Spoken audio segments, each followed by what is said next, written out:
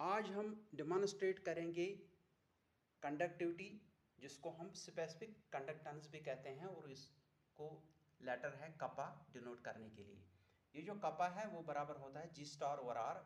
ये जो जी स्टार है वो सेल कांस्टेंट होता है, और सेल कांस्टेंट होता है एल बाई ए, जो कि एल होता है वो लेंथ बिटवीन इलेक्ट्रोड्स और ए होता है इफेक्टिव एरिया ऑफ इलेक्ट्रोड्स। वो ये जो सेल है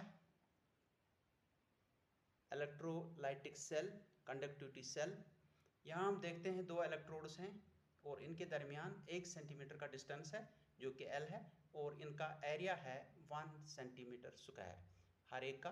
तो ये हम रखेंगे। तो यहाँ हमने कॉपर सल्फेट सॉल्यूशन 0.1 मोलर रखा है।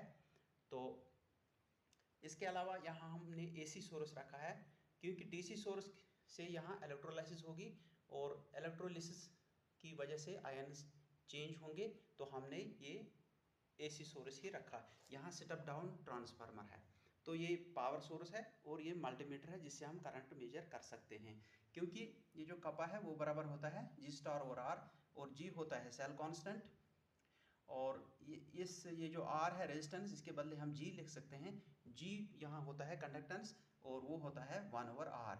तो अगर हमें कंडक्टेंस मालूम हो और ये जो सेल कांस्टेंट है वो मालूम हो, तो हमें कपा मालूम हो जाएगा, यानी स्पेसिफिक कंडक्टेंस या कंडक्टिविटी। चलो हम ये डेमोन्स्ट्रेट करेंगे। सबसे पहले हम पावर ऑन करेंगे। यहाँ लगभग ये जो 12 वोल्ट है, इसमें करंट निकलेगी लगभग 1 एम्पेयर।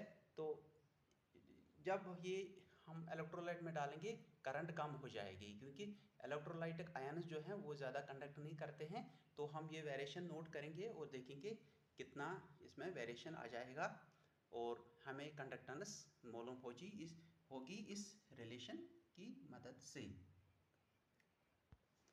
चलो हम पावर ऑन करेंगे और देखेंगे यहाँ कितना वैल्यू है करंट का। ये है 1.652। तो ये हम लगभग लेंगे 1.6 एम्पियर्स। तो अब हम ये जो कंडक्टिविटी सेल है यहाँ हमने लिखी है, यहाँ इलेक्ट्रोड्स रखे हैं, तो ये हम इसमें डालेंगे कॉपर सल्फेट 0.1 मोलर सॉल्यूशन में। तो ये हम थर्मामीटर भी इस्तेमाल कर सकते हैं, क्योंकि टेम्परेचर से वेरिएशन होती है कंडक्टिविटी में।